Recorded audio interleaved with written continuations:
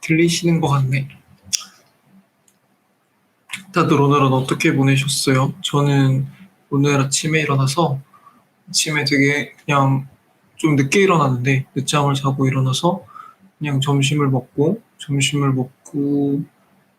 그림을 그리러 갔다가 그림 예쁘게 그리고 오랜만에 친구를 만나서 재밌게 놀았습니다. 재밌는 걸 많이 했어요. 밥 먹으면서 수다도 떨고 같이 막고도 치고 했는데 확실히 시험 끝나니까 그게 좋은 것 같아요. 시험 전에도 틈틈이 놀고, 틈틈이 방송도 하고, 틈틈이 쉬기도 하고, 낮잠도 잤지만, 아무래도, 어, 약간 죄책감 없이 마음 편하게 그 시간만을 온전히 즐길 수 있는 그것 자체가 축복인 것 같고, 사실은 시험이 끝났어도 제 할 거는 계속 해야겠죠. 내일부터는 이제 또 마음 잡고 공부도 해야 되고, 모레부터는 진짜 평일이 다시 시작되고 사실 계절 학기가 월요일부터 다시 시작하거든요. 그렇긴 한데 그래도 마음이 편해진 거 그 자체로 되게 큰 축복이라고 생각합니다. 사실 오늘은 되게 기분 좋은 일이 있었어요. 그 점심 약속을 했었는데 그 얼마 전에 말한 그 취업했다는 사촌 동생이랑 점심 약속을 했는데 사실 그 친구가 점심에 연락이 안 되더라고요. 그래서 당황했지. 사실은 점심을 먹기로 했는데 어디서 먹어야 될지 모르겠으니까. 근데 마음속으로 이 친구가 취업이 되어서 정말 편한 마음으로 친구들이랑 밤늦게까지 술 먹고 늦잠 자는 거였으면 좋겠다라는 생각을 했습니다. 왜냐면은 그 친구가 설사 그렇다고 한들 뭐 나를 우습게 보거나 나를 가볍게 여겨서 그런 게 아니라는 걸 내가 너무나도 잘 알고 있고 그렇기 때문에 그리고 그동안 공부를 하는 안녕하세요. 댓글 좀 이따 달아드릴게요. 이응시옥 위원님. 그렇기 때문에 그 친구가 정말 나를 편하게 생각해서 그냥 자기는 오늘 좀 귀찮아서 좀 늦잠 잔 거였으면 좋겠다라는 생각이 들었고 그리고 그렇게 사는 거라는 얘기를 해주고 싶었습니다. 그러니까 사람이 살다 보면 약속을 까먹고 늦잠 잘 수도 있고 그리고 밤늦게까지 놀 수도 있고 그런 건데 어린 나이에 너무 과분하게 성실하게 사는 것 자체가 기특하면서도 한편으로는 되게 안쓰러웠기 때문에 그냥 오늘 놀다가 피곤해서 내 전화를 못 받은 거였으면 좋겠다라는 생각을 했고 실제로 뭐 논 건 아니지만 비슷한 이유여서 저는 정말 기분이 좋고 기특했습니다. 근데 사실은 저희 부모님도 저를 보면서 그런 생각을 하겠죠. 신바가 열심히 사는 건 참 기특하지만 그래도 좀 웃는 걸 보고 싶다. 좀 편하게 사는 걸 보고 싶다. 좀 하고 싶은 거 하는 걸 보고 싶다라는 생각을 계속 하셨을 거고 전 나름 즐거운 것들을 많이 찾으면서 살았다고 생각하는데 사실은 그 시간들을 부모님이랑 보낸 게 아니었기 때문에 친구나 뭐 다른 지인들이랑 즐거운 시간을 보냈지 부모님한테는 항상 뭐 열심히 공부하고 있는 모습을 보여주고 싶어 했기 때문에 그게 기특하면서도 한편으로는 조금 내가 노는 모습을 보고 싶었을 수도 있겠다 이런 생각이 들었습니다. 그냥 그랬고요. 그래서 오늘 오후에는 그 미술 그림을 그리면서 그냥 되게 다양한 것들을 많이 생각하고 다양한 얘기를 나눴어요. 그리고 그러면서 힐링도 되게 많이 됐고 그리고 저녁 이후에는 놀면서 더 많은 행복들을 느꼈죠. 오늘은 제가 시를 읽는데 이 시는 사실은 오늘 저녁 같이 먹은 친구가 저한테 추천한 시여서 저로서는 정말 정말 정말 처음 보는 시예요. 그래서 자신은 없지만 그래도 저는 항상 임기응변의 자세로 매사에 최선을 다하는 사람이기 때문에 일단 읽어보겠습니다. 이 시는 근데 생각보다 기네요. 슬픔이 기쁨에게. 슬픔이 기쁨에게 정호승. 나는 이제 너에게 슬픔을 주겠다. 사랑보다 소중한 슬픔을 주겠다. 겨울밤 거리에서 귤 몇 개 놓고 살아온 추위와 떨고 있는 할머니에게 귤값을 깎으면서 기뻐하던 너를 위하여 나는 슬픔의 평등한 얼굴을 보여주겠다. 내가 어둠 속에서 너를 부를 때 단 한 번도 평등하게 웃어주지 않은 가만히에 덮인 동사자가 다시 얼어 죽을 때 가만히 한 장조차 덮어주지 않은 무관심한 너의 사랑을 위해 흘릴 줄 모르는 너의 눈물을 위해 나는 이제 너에게 기다림을 주겠다. 이 세상에 내리던 한방눈을 멈추겠다. 보리밭에 내리던 봄눈들을 내리고 추워 떠는 사람들의 슬픔에게 다녀와서 눈 그친 눈길을 너와 함께 걷겠다. 슬픔의 힘에 대한 이야기를 하며 기다림의 슬픔까지 걸어가겠다. 되게 의미심장한 시네요. 쉽지 않은 시기도 하고. 그리고 사실은 저 지금 다 이해가 안 돼요. 무슨 말인지. 근데 일단은 첫 번째로 하나의 특징을 잡자면 슬픔이랑 기쁨이라는 것들을 객체화시켰다는 게 되게 신기합니다. 저로서는. 그리고 여기에 대해서도 얘기를 이따 할 것 같고요. 아, 고2 때 시험범이었구나. 오늘 저한테 이 시를 추천해준 친구도 그 공부하다가 알게 되었다고 하는데 확실히 저가 고등학교 다닐 때랑은 세대가 많이 달라서 그런지 그때는 이 시를 못 봤거든요. 제 기억으로는. 근데 뭐 아마 의인화 이런 거 하면서 배웠을 것 같습니다.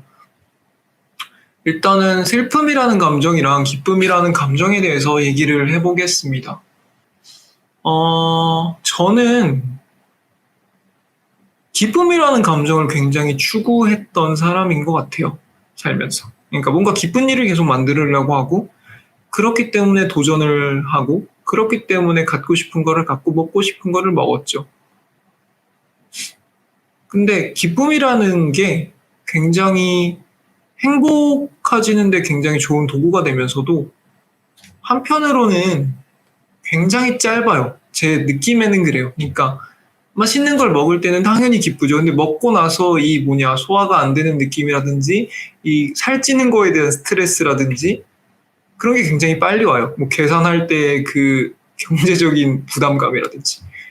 그렇기 때문에 기쁨이라는 순간은 굉장히 짧은데 그래도 무서운 건 뭐냐면 기쁨에는 중독성이 있었습니다. 제가 느끼기에는. 그래서 맛있는 거를 먹어서 기뻤으면 며칠 후에, 몇 달 후에 꼭 그 음식 아니면 그 비슷한 거라도 뭐라도 먹고 싶어 하더라고요.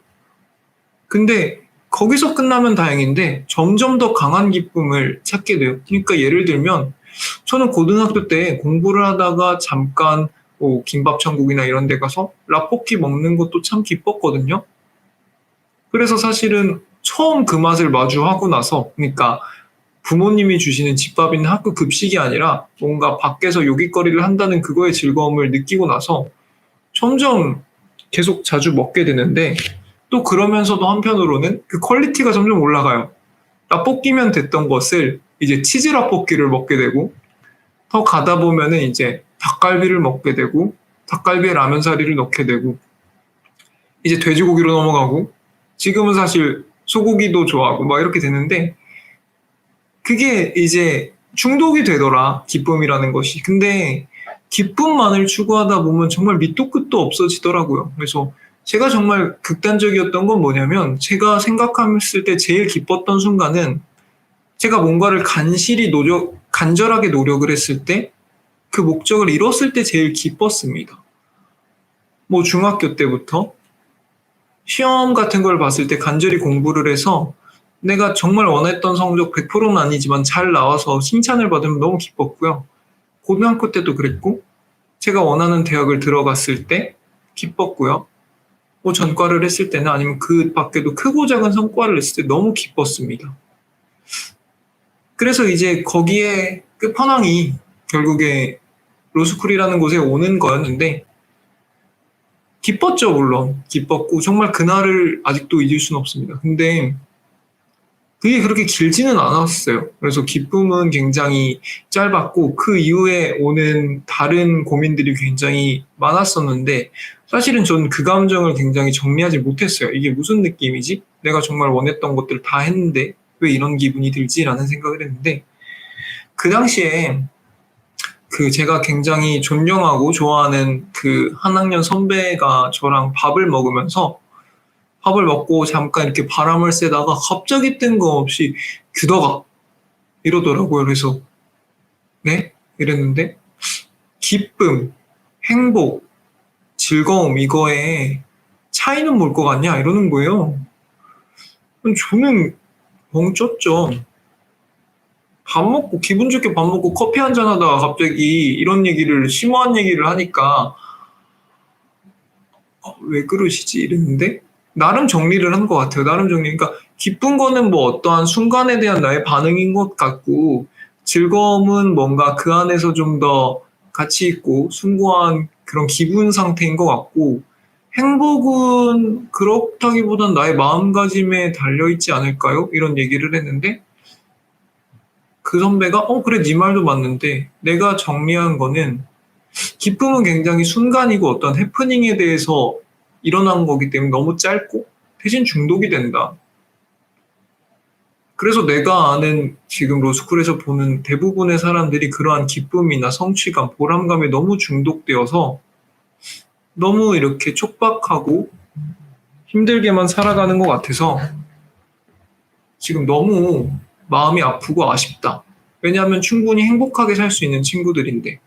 근데 그거에 비해 행복이라는 감정은 어떠한 스테이터스, 그러니까 상태인데 어떻게 보면 마음가짐이라는 말도 맞는 거고 상태인데 사람들이 너무 쉽게 착각을 한다. 기쁨처럼 무언가를 얻었을 때, 무언가를 성취했을 때 행복이 오는 거라고 너무 착각들을 해서 막상 그것을 얻고 나서도 굉장히 현타가 오고 멘붕이 오고 그런 순간들을 너무 많이 봤고 본인도 그랬다. 이런 얘기를 하더라고요. 그래서 사실은 저는 그때는 뭔 말인지 몰랐어요. 이 얘기를 맞는 말인 것 같고 멋있는 말인 것 같고 좋은 말이기도 한데 이 사람이 이건 나한테 왜 말하나 갑자기 이런 얘기를 했는데 사실은 그 사람이랑 저 사이에 1년이라는 시간 차이가 있잖아요. 그래서 그 1년이 지났을 때 1년 동안 느꼈던 저의 그런 고민이랄까 좌절감이랄까 멘붕이랄까 이런 거를 겪고 나니까 이 사람이 그 당시에 이런 고민을 했겠구나라는 생각을 하게 되더라고요. 그래서 그걸 미리 나한테 얘기해 준 게 늦게나마 생각이 나면서 이런 말이셨구나라는 생각을 하게 됐습니다. 그래서 제가 첫 번째 꼭지를 마무리 짓겠다는 것은 기쁨이라는 게 그렇게 항상 뭐 행복을 보장하는 것도 아니고요. 우리가 기쁨을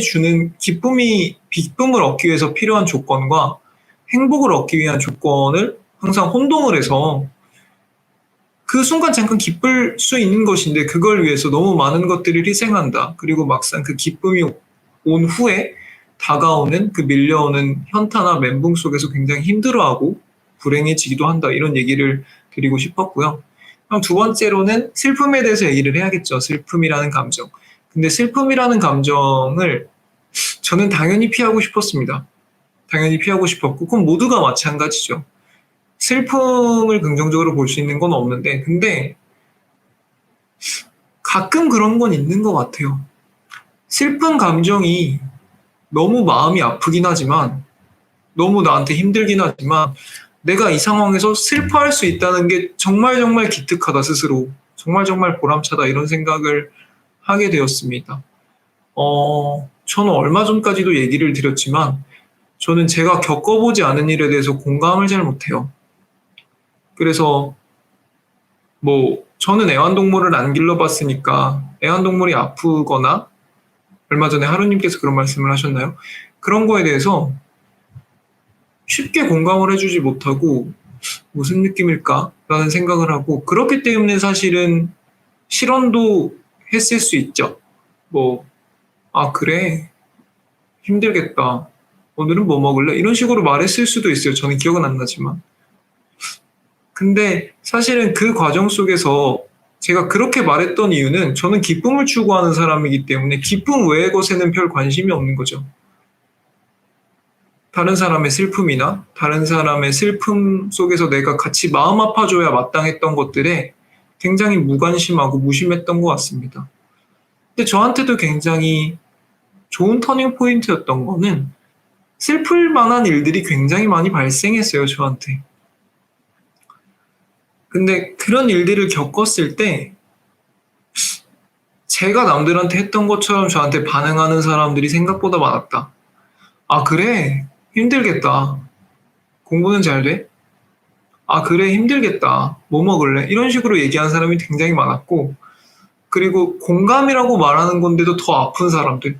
그래, 나도 비슷한 일이 있었는데, 괜찮아. 시간 지나면.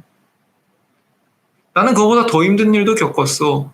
심지어는, 야, 나한텐 무슨 일이 있는 줄 알아? 나한텐 심지어 이런 일이 있는데 결국 고작 그런 일로 힘들어하는 너의 말을 들으니까 내가 더 힘 빠진다. 이런 사람들까지 봤는데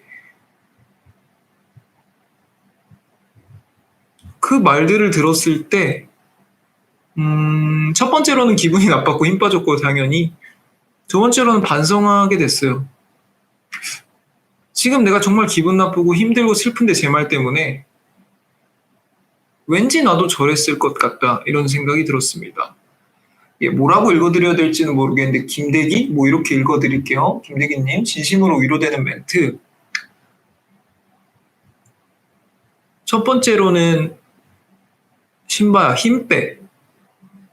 그냥 그대로 무너진 상태로 있어. 지금 괜히 너 거기서 발버둥 치다가 너 자빠지니까 그냥 하고 싶은 일이 생길 때까지 그냥 쉬고 있어. 라는 말이 힘이 됐고요. 두 번째로는 너 울고 싶거나 힘들면 나한테 전화해서 울어. 나를 불러. 언제든지 갈게. 이런 말이었고요. 세 번째로는 이게 그나마 제일 정상적이고 제일 많이 들었던 말입니다. 정상이야. 굉장히 아이러니하죠. 아까는 나도 그랬어. 이 말은 굉장히 기분 나빴는데 그게 아니라 신바야 너 정상이야. 네 감정이 정말 건강하고 네가 아직 순수해서 그런 마음을 느끼는 거야. 누구나 그런 일이 있으면 슬퍼하는 게 정상이고 거기서 슬퍼하지 않고 냉랭하고 강하게 구는 걔네가 불쌍한 거야. 이런 말을 해주는 친구들이 있었습니다. 그랬을 때 사실은 힘이 많이 되었고 가능성도 봤죠. 지금 나 굉장히 불행하고 슬프지만 언젠간 나 다시 행복해질 수 있겠다라는 생각이 들었습니다. 네, 맞아요. 그 말씀이 맞아요. 끝글자 김대현님이세요.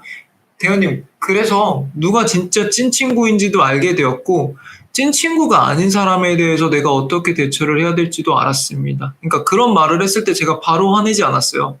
야, 너 어떻게 나한테 그런 말 할 수 있어? 이러지 않았고 쟤는 저런 생각할 수 있겠다. 나도 예전에 저랬으니까 라는 생각이 들었고 그랬을 때 이제 그 사람에게 큰 기대를 안 하는 거죠. 내가 힘들었을 때 저 사람한테 의지가 되겠거나 저 사람이 나한테 의지가 되거나 힘이 될 거라는 기대를 안 하기 때문에 저도 그 사람에게 속 얘기하는 거를 조금씩 줄이고 그러면서 이제 그 사람이랑 거리를 두게 되는 거죠. 그게 나쁜 거리가 아니라 척을 지는 게 아니라 아, 저 사람이 지금 나한테 힘이 안 되기 때문에 저 사람이 나의 마음을 철저히 공감해 줄 수 없기 때문에 나는 저 사람과는 항상 즐거운 얘기만 해야겠다. 재밌는 얘기만 해야겠다. 라는 생각은 하게 되었습니다.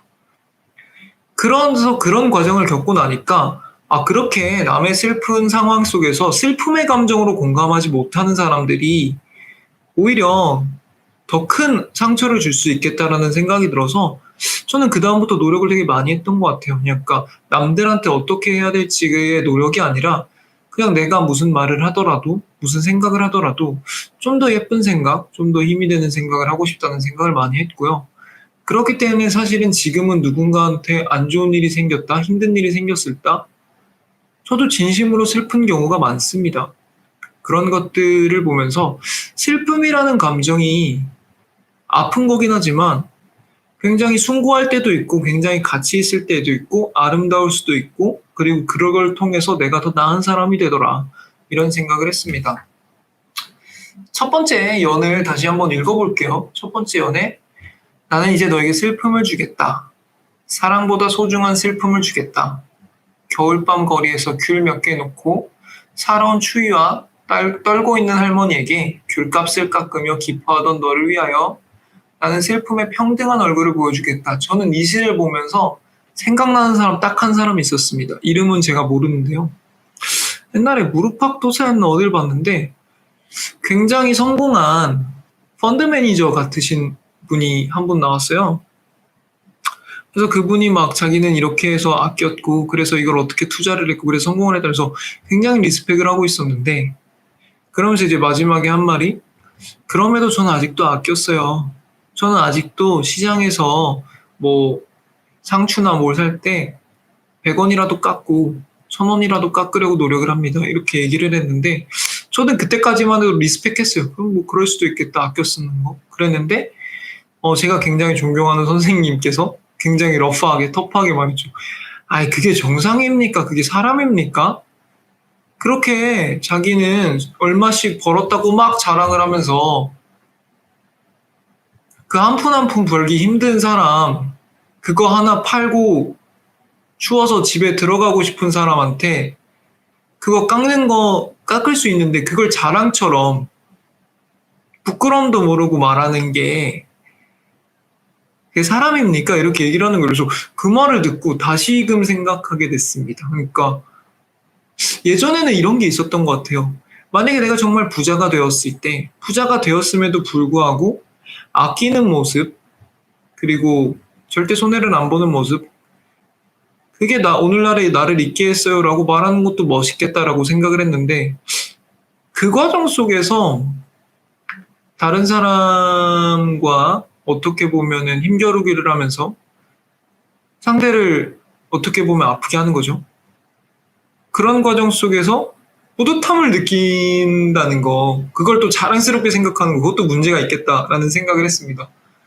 그래서 첫 번째 연을 읽으면서 그 사람 생각이 났고요. 그런 상황 속에서도 슬픔이나 미안한 감정은 전혀 느끼지 않죠. 이런 류의 사람들은. 오히려 뿌듯함을 느끼죠.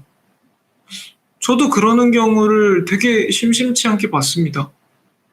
그런데 그런 사람들이 거기서 느끼는 기쁨보다는, 그러니까 추운 사람, 춥게 돗자리 깔고 귤을 팔고 있는 사람한테 몇백 원 깎으면서 느끼는 기쁨보다는 차라리 그런 분을 보면서 너무 힘들겠다라고 오지랖일진 모르지만 슬프게 느끼는 감정이 나한테는 좀 더 괴로울 수 있지만 더 아름다운 감정이겠다라는 생각을 했습니다.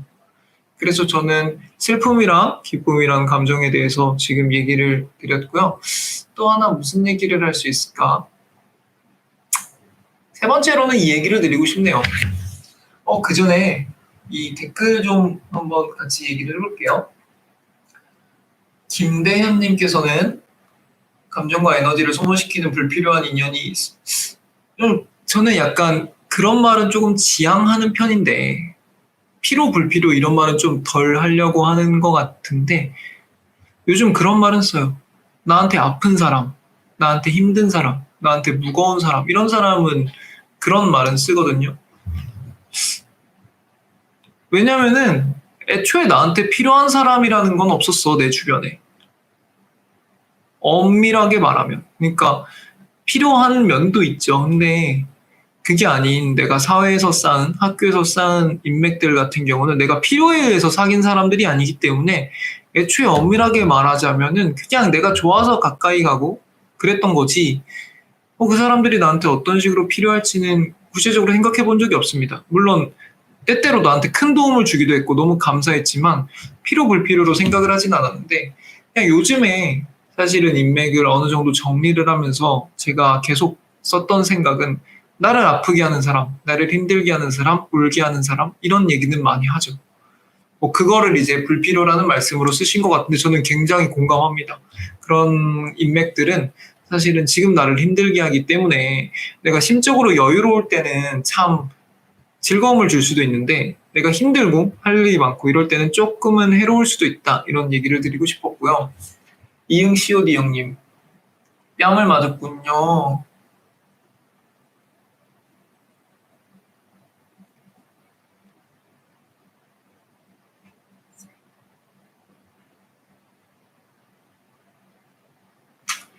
그렇죠. 어떤 일인지는 모르겠지만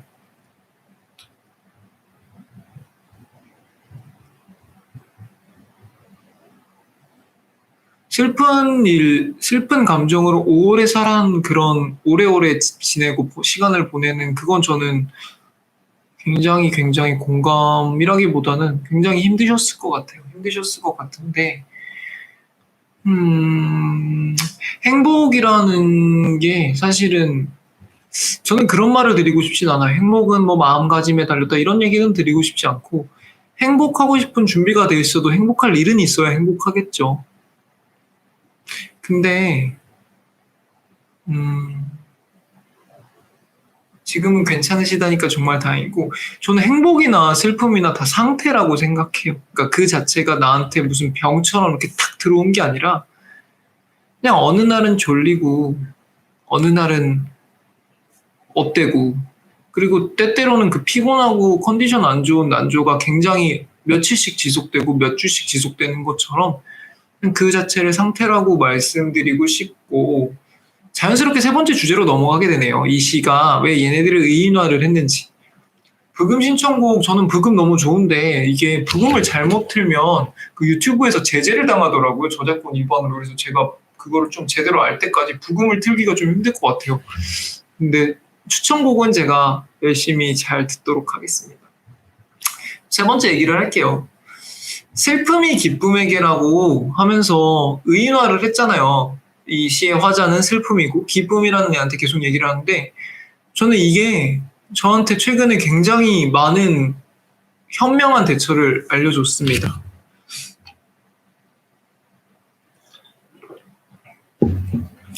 예전에는 나를 설명하는데 이 감정을 썼어요. 나는 아픈 사람, 나는 슬픈 사람, 괴로운 사람, 행복한 사람, 즐거운 사람, 이렇게 얘기를 했어. 누군가한테. 그렇기 때문에 그게 더 오래 갔던 것 같아요. 야, 난 우울한 사람이야 라고 얘기를 하니까 내가 스스로도 나를 우울한 사람으로 정의를 내려서 우울한 상태로 더 오래 간 거죠. 나는 찌질한 사람이야. 찌질한 상태로 더 오래 갔던 거죠. 근데 거기서 한 단계 넘어가니까 나 지금 우울한 상태야가 됐어요. 나 지금 우울한 상태야 라고 얘기를 하니까 우울한 상태라는 것이 내가 우울한 사람이라고 말할 때보다는 그래도 그 우울한 상태를 더 짧게 가져가는 데 도움이 조금 됐습니다. 왜냐하면 상태라고 얘기를 했기 때문에 이거는 언제든지 변화가 가능한 거잖아요. 그랬었는데 요즘엔 어디까지 왔느냐. 우울감이 올라왔어 라고 얘기를 합니다. 슬픔이 올라왔어.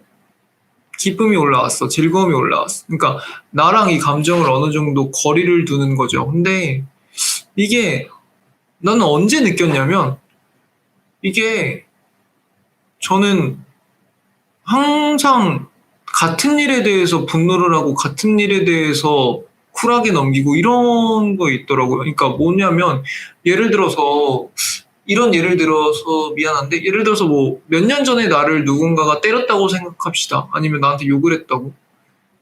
그러면 이제 그게 그 몇 년 전에 기분 나쁘고 끝이 아니라 그것 때문에 아직도 가끔 생각이 나서 기분이 나쁠 때가 있어요. 근데 그게 항상 기분 나쁜 게 아니고요. 어느 날은 친구들이랑 얘기하면서 그때 그런 일이 있었지. 기분이 한참 나빴었는데 지금은 또 생각이 안 나. 이러면서 풀고, 또 어떤 날은 너무 치가 떨리는 거예요. 그때 나를 왜 때렸어? 나한테 그런 말을 왜 쓰게? 막 치가 떨려요.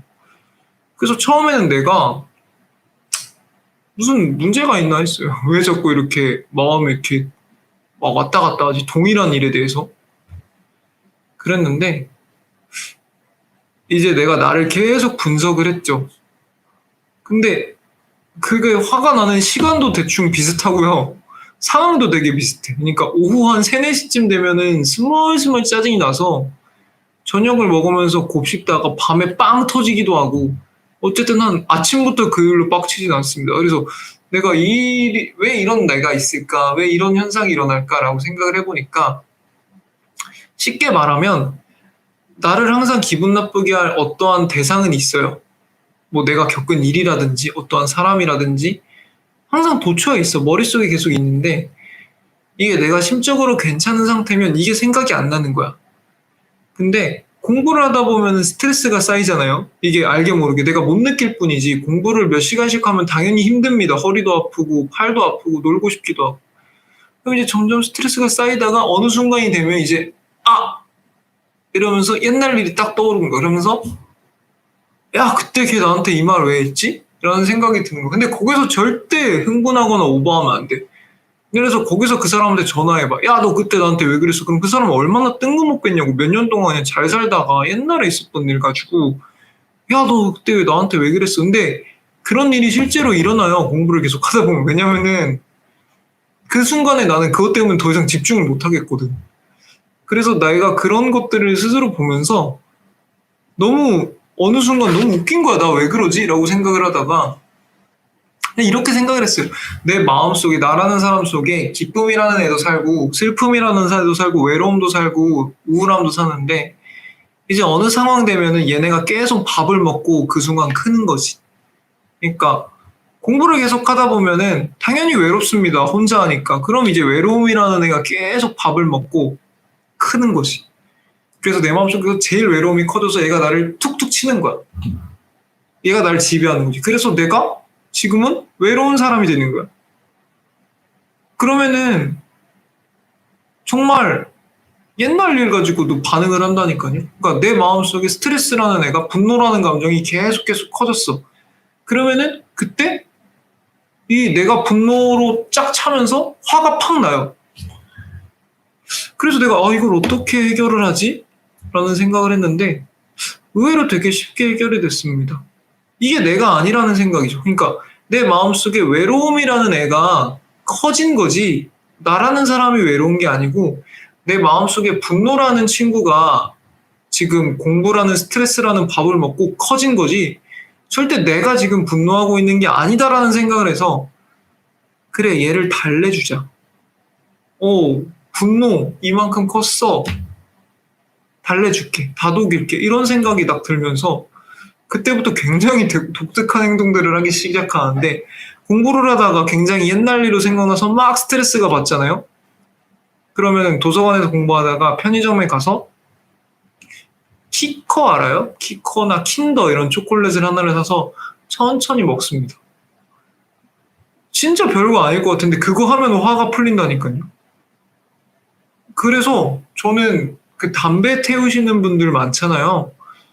어떻게 보면 심리적으로 건강할 수 있다고 생각해요. 왜냐면은 담배를 안 피는 사람은 공부를 하다 보면은 그냥 끝도 없이 계속 하게 되거든요. 그러면서 뭐 화장실 잠깐 갔다 오는데 담배를 하는 사람은 공부하다 스트레스를 받으면 담배를 피러 간대.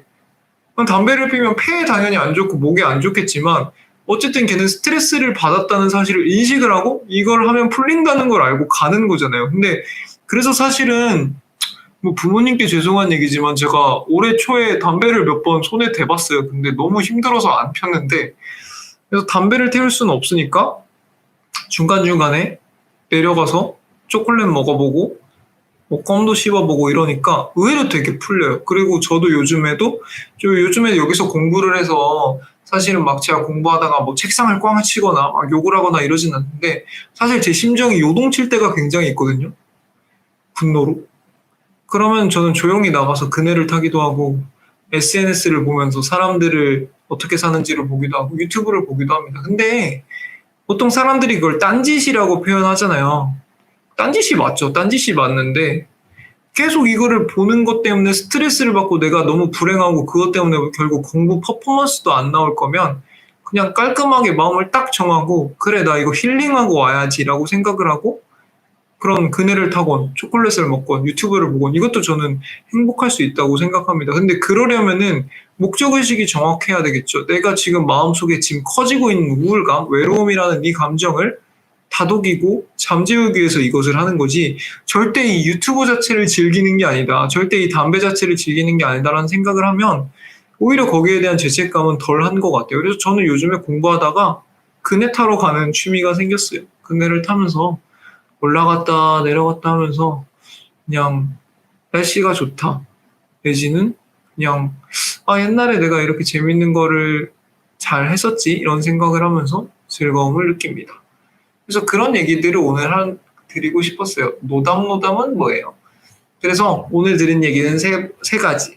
기쁨이라는 거 참 좋고 하지만 중독성이 있고 때때로는 나한테 해롭기도 한다. 그것 때문에 주변 사람한테 상처를 주기도 한다. 이런 얘기를 드리고 싶었고 두 번째는 슬픔이라는 감정이 꼭 나쁜 게 아니다. 슬플 일에 마땅히 슬퍼하는 것도 굉장히 보람차고 의미 있는 일이고 때때로는 그러한 슬픔이 눈치 없는 기쁨보다 훨씬 더 긍정적인 경우도 많다. 이런 얘기고 세 번째로는 공부를 하든 중요한 일을 하든 때때로 이렇게 벅차오르는 감정이 당연한 거고 그거를 객체화시키고 그러니까 그게 내가 아니라 내 마음속에 이러한 감정이 지금 밥을 먹고 커졌구나라고 생각을 하면서 얘를 다독이는 자세로 임하면 그래도 마인드 컨트롤이 굉장히 쉬워지더라 이런 얘기를 드리고 싶었습니다. 담배 피지 말라는 거고요. 담배 얘기는 다음에 할게요. 전 담배에 대해서도 드릴 얘기가 되게 많았어요. 네, 오늘은 제가 갑자기 추천받은 시여서 이 정도로 마무리를 해야 될 것 같고요. 또 다른 분들이 궁금하시거나 하고 싶은 얘기 있으면 좀 더 하면 좋을 것 같습니다. 한 10분 정도 좀 더 방송을 열어볼게요. 전화도 오고 카톡도 오고 했네.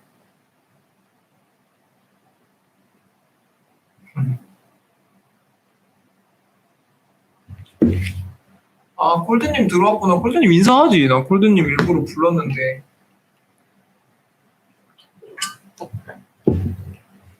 이응시의 니용님, 아까 그 댓글 다신 거에 제가 말로 대답을 드릴게요. 저는 사실은 24시간 항상 라이브를 켜놓는 거를 지향합니다. 그래서 원래는 시험 기간 이럴 때는 아침에 일찍 들어와서 켜고 하루 종일 보다가 밤늦게 자기 전에 끄고 이렇게 했었는데, 사실 요즘에는 시험이 끝난 지 얼마 안 돼서 약속이 좀 많아요. 그래서 나갈 때는 못 키는 거고, 그리고 시밤은 웬만하면은 매일매일 하고 일주일에 주말이나 이럴 때 하루 이틀 정도 쉴 생각은 하고 있습니다. 근데 한 가지 걱정은 이제 시도 고갈되고 뭔 얘기를 해야 될지 굉장히 막막한 상황이 많은데, 일단 힘 닿는 데까지는 매일매일 하려고 하고요. 라이브는 거의 매일매일 하려고 노력을 해요. 특별한 약속이 있지 않는 한. 저랑 대화하는 게 즐겁다니까 너무 다행이네요. 요즘 저는 말을 예쁘게 하고 싶다는 새로운 자기 개발을 노력 중입니다.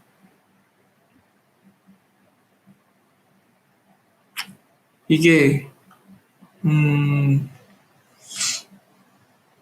많은 것들을 억울하게 만들더라고요. 말을 예쁘게 하지 않는 게. 그러니까 나라는 사람이 어떤 사람인지 본질을 몰라서 저런 말을 하는 걸 거야 라는 말을 생각을 하면서도,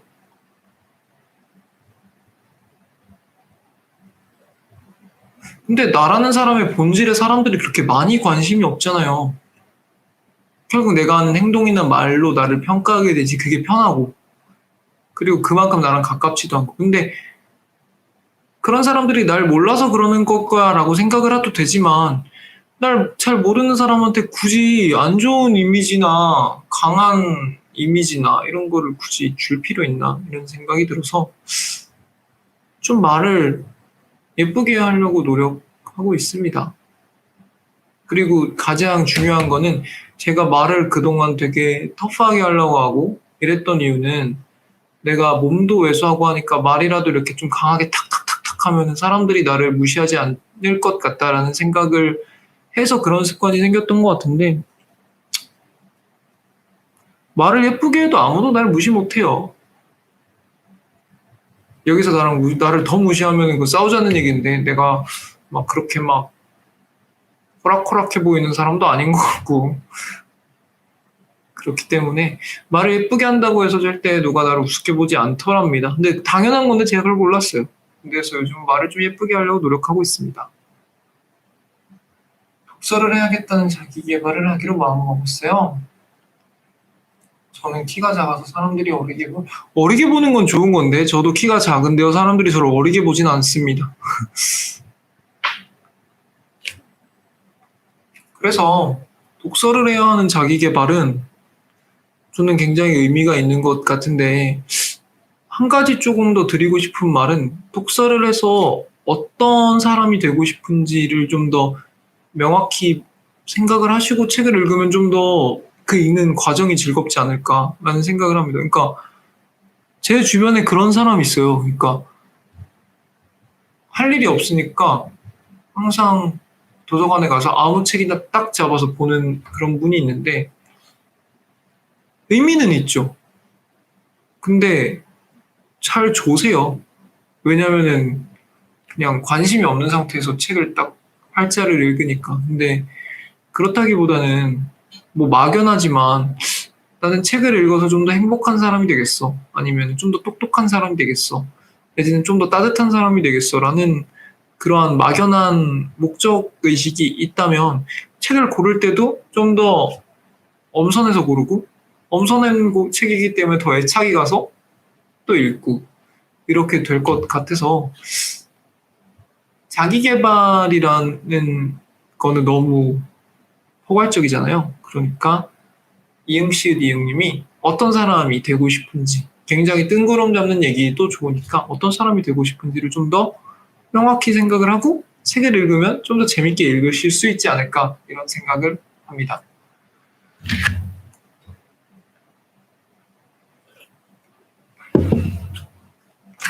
오늘도 굉장히 제가 뜬금없는 시간에 뜬금없이 스터디 윈미도 안 하다가 갑자기 딱 켰는데도 많은 분들이 와주셔서 좋은 얘기를 많이 해주셔서 저 되게 힘이 됐고 너무 보람차요. 오늘 같았으면 좋겠어요. 내일도. 그런 마음으로 잠을 들면 다음날은 더 좋더랍니다. 그러니까 저는 그 시범을 시작하고 나서 항상 자기 전에 내일도 오늘만 같아라 라는 생각을 하고 잠들거든요. 근데 그 말을 다음날 또 하게 돼요.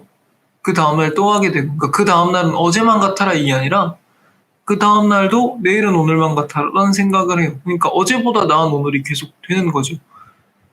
근데 그게 결국엔 그거 같아요. 내가 어제를 기억했을 때 굉장히 보람찼다고 기억을 하기 때문에 아침에 일어나자마자 힘 있게 시작을 하는 거고, 그리고 내가 좀 아쉬웠던 것들은 또 잘 있습니다. 요즘에는. 저를 본받고 싶어요. 저는 이 말이 굉장히 감동이에요. 그러니까 어렸을 때 제가 그 말을 했어요. 그 말을 들었어요. 나는 당신처럼 되고 싶어요. 라고 말을 했을 때 그 사람이 나처럼 되는 건 쉬워. 정말 쉬워. 근데 누가 너처럼 되고 싶게 만드는 게 어려운 거야. 라고 말을 했는데 저는 아닌 줄 알았거든요.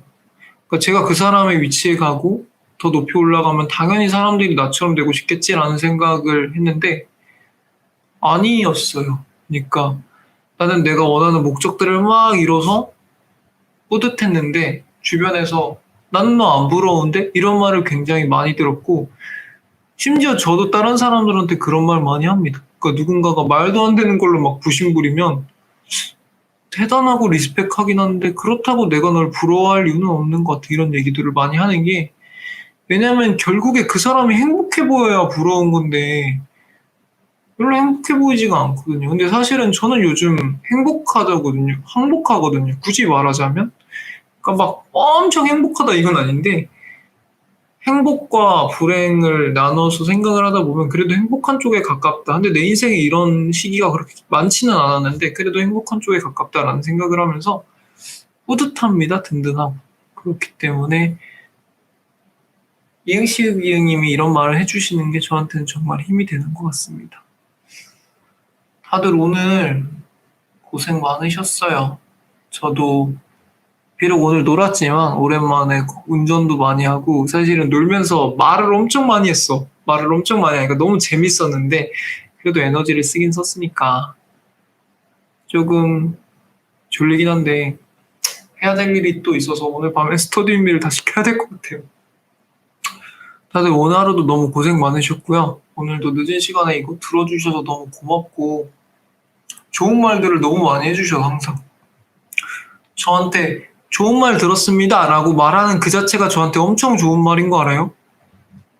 내 말을 듣고 누군가가 기뻐했다는 그 자체가 저한테 정말 기분 좋은 일이고 정말 힘이 되는 일입니다. 이응시은님 그러니까 자주 와요. 제가 웬만하면은 스터디 윈미든 뭐가 됐든 라이브 방송을 틀려고 노력을 할게요. 다들 고생하셨고 이번 한 주도 정말 성실하게 보냈던 스스로를 칭찬하면서 토요일을 마무리하고 일요일도 잘 쉬시고 다음 주를 맞이할 수 있으면 좋겠습니다. 다들 고생하셨습니다. 골드님도 고생하셨고요. 이응씨 이응님도 고생하셨고요. 아이고 엄마가 있어서 나도 많이 행복한 것 같아요. 엄마가 가까이 있어서. 그리고 대현님도 너무너무 항상 고마워요. 자주 놀러와서. 다들 편안한 밤 보내시고요. 내일 뵙겠습니다. 모두 편안한 밤 보내세요. 안녕히 주무세요.